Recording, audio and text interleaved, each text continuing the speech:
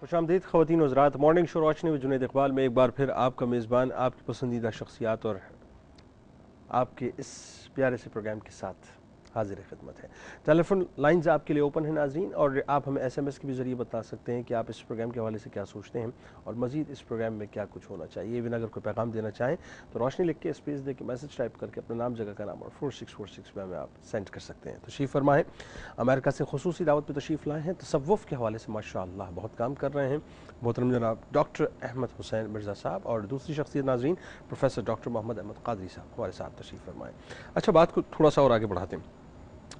अब आज कहा यह जाता है कि एक ज़ाहिर है चूँकि जंग है, कोई कहता है कि इस एतबार से इस्लाम को फैलाना चाहिए, ये वे ऑफ ट्रीटमेंट होना चाहिए, कोई कहता है जी तसव्वुफ़ का रास्ता जो है वो अख्तियार करना चाहिए। लेकिन एक बात ज़रूर ये कही जाती है कि अगर हम सूफिया की ज़िंदगी को उठाते हैं तो वहाँ सूफिया के पास उनकी खानकाहों में, उनके आस्थानों पर या उनके दामन में जो है वो हर रंग और हर नस्ल का और हर मज़हब का आदमी नज़र आता है। और वही बात है कि निगाहें मर्द मोमिन से बदल जाती हैं तकदीरें, तो वहाँ काम जो है बिल्कुल दूसरे अंदाज से हो रहा होता है। अमेरिका में बैठ के सूरत हाल क्या ऐसी है कि जहाँ पर जो है वो अटैचमेंट इस तरह की आपके साथ हो लोगों की? बिल्कुल ऐसे है जी। ऐसी उसकी मिसाल एक बड़ी ये है कि बाबा मोहिउद्दीन श्रीलंका से कादरिया शेख थे। वो काफ़ी उम्र रसीदा थे, तो उनके जो स्टूडेंट्स हैं वो उन्हें श्रीलंका से फिलाडेल्फिया ले आए। तो वो तामिल ज़बान बोलते थे, इंग्लिश नहीं बोलते थे।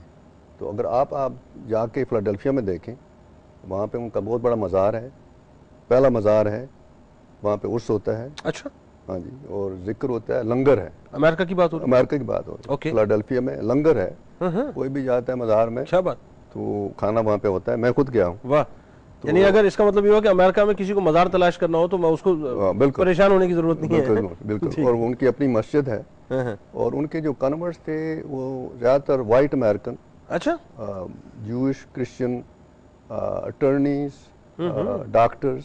एक जो साहब है उनसे मैं मिला, उनका नाम है जोनाथन ग्रेनॉफ, अहमद मोहिउद्दीन, बहुत बड़े अटर्नी हैं फिलाडेल्फिया के, और यूनाइटेड नेशन के डिसआर्मामेंट जो कमेटी है उसके चेयर हैं माशाल्लाह। तो ऐसे लोग हैं जो तालीम याफ्ता हैं, इंटेलेक्चुअल्स हैं। उसका ये है कि आप कहते हैं तसव्वुफ़ की अट्रैक्शन जो है वो स्पिरिचुअल है, रूहानी है, मोहब्बत है। अच्छा, एक बात बताएं, अमूमन होता यह है कि जब आप किसी गोरे से बात करें, या डॉक्टर साहब आप बेहतर इस बात को मजीद डिफाइन भी कर पाएंगे, जाहिर है कि जब आप किसी गोरे से बात करें, गैर मुस्लिम से बात करें, हमारे यहाँ तो प्रॉब्लम ये है ना कि हम सही हैं, हमें साबित करना पड़ रहा है हम सही हैं, कुरान हक है, हमें साबित करना पड़ रहा है कुरान हक है, अल्लाह एक है, हमें साबित करना पड़ रहा है अल्लाह एक है, जबकि मालूम है कि कोई और पावर नहीं है, कोई और ताकत नहीं है जो इस पूरे निज़ाम को चला सके, चाहे वो किसी भी मज़हब का मानने वाला हो। बात मैं ये कर रहा था कि जब आप किसी दूसरे मज़हब के आदमी से बात करते हैं तो वो दलील से बात करता है। वो कहता है साहब ठीक है, आपका ये क्लेम है, इसके आप सपोर्ट में एक दलील मुझे दे दीजिए, मैं अगर इसका कायल हो जाऊँगा ज़हनी तौर पर या क़ल्बी तौर पर, मैं आपकी बात पर ईमान ले आऊँगा, आपकी बात को एक्सेप्ट कर लूँगा। अब तसव्वुफ़ में तो मामला बिल्कुल दूसरा होता है। यहाँ तो जब जैसा कि आपने कहा कि स्पिरिचुअल ट्रीटमेंट के ज़रिए, तो एक गोरा कैसे कन्विंस होता होगा, कितनी जल्दी कन्विंस होता? बड़ा इसमें खूबसूरत तजुर्बा मेरा ये है कि वहाँ नॉर्थ अमेरिका में, कनाडा में भी और अमेरिका में भी सिलसिला कादरिया, चिश्तिया, नक्शबंदिया, सोहरवर्दिया, रफ़ाइया, ये सारे सलासिल मौजूद हैं। और बहुत खूबसूरत बात यह है कि जो लोग इन सलासिल से वाबस्ता हैं वो पढ़े लिखे लोग हैं। अच्छा, स्कॉलर्स के अलावा आम जो जेंट्री है वो भी पढ़े लिखे हैं, और साथ ही साथ जब वो तसव्वुफ़ को फॉलो करते हैं तो उन्हें ये मालूम होता है कि वो तसव्वुफ़ को दिल से, अकीदत के साथ अपनी ज़िंदगी का हिस्सा बना रहे हैं। पढ़े लिखे लोग जानते हैं कि शिर्क नहीं है, ये कोई शिर्क बिदअत नहीं है। शिर्क बिदअत नहीं है। मैं आपसे अर्ज़ करूं तसव्वुफ़ क्या है, अगर इसको हम थोड़ा डिफाइन कर लें तो बात आसान हो जाए। तसव्वुफ़ असल में शरीयत पर अमल करके रूहानियत की मनाजिल को तय करना तसव्वुफ़ है। अब जो शरीयत से हट जाए वो तसव्वुफ़ नहीं समझ सकता। तो शरीयत और तरीक़त दोनों एक साथ चल रहे होते हैं। बिल्कुल ठीक। हज़रत ख्वाजा मुइनुद्दीन चिश्ती रहमतुल्लाह तआला अलैह का एक कौल है कि जो बैत कर ले और शरीयत न जाने, उसने गोया अपने आप को गुमराह किया।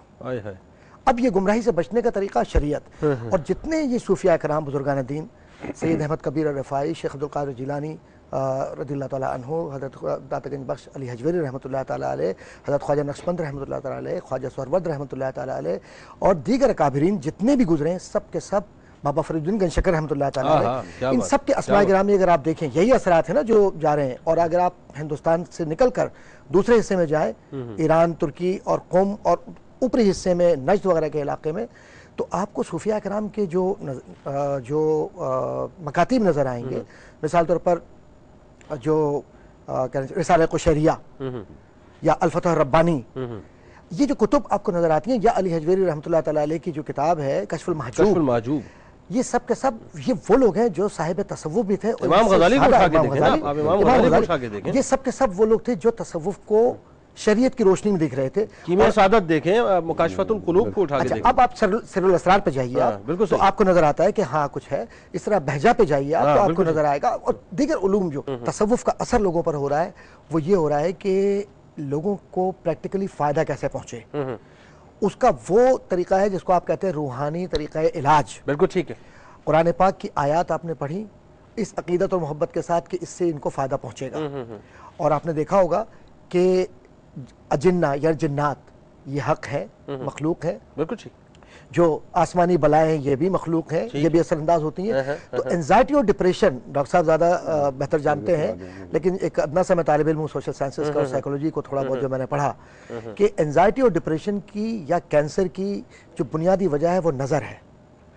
अच्छा, नज़र, कैंसर की बुनियादी वजह नजर, और हदीस इसके अंदर मौजूद है मेरे पास सनद की सूरत में कि जब किसी पर नजर पड़ती है तो एक जिस्म के अंदर इस तरह का असर पैदा होता है जिसको आप हरारत कहते हैं। उस हरारत की वजह से जिस्म के किसी हिस्से के अंदर मनफी तौर पर, क्योंकि अल्लाह के कलाम को हम पढ़ते नहीं है, लोग भूल जाते हैं, दुआएं जो बताई गई नबी करीम सल्लल्लाहु अलैहि वसल्लम सुन्नत के मुताबिक जो तरीका है उसको भूल गए, बैतुल खला में जा रहे हैं, हम बातें कर रहे हैं, वापस आ रहे हैं और कोई तरतीब नहीं है जिंदगी की। तो अब इससे बचने का वाहिद तरीका यह है कि औलिया कराम की बारगाह में जब लोग जाते हैं, और वली क्या है, जो नमाज पढ़ रहा है, जो अल्लाह से खशियत रखता है, जो नबी करीम सल्लल्लाहु अलैहि वसल्लम मोहब्बत रखता है, वो वली है। तो उसने दुआ की, अब उस पर असर हुआ।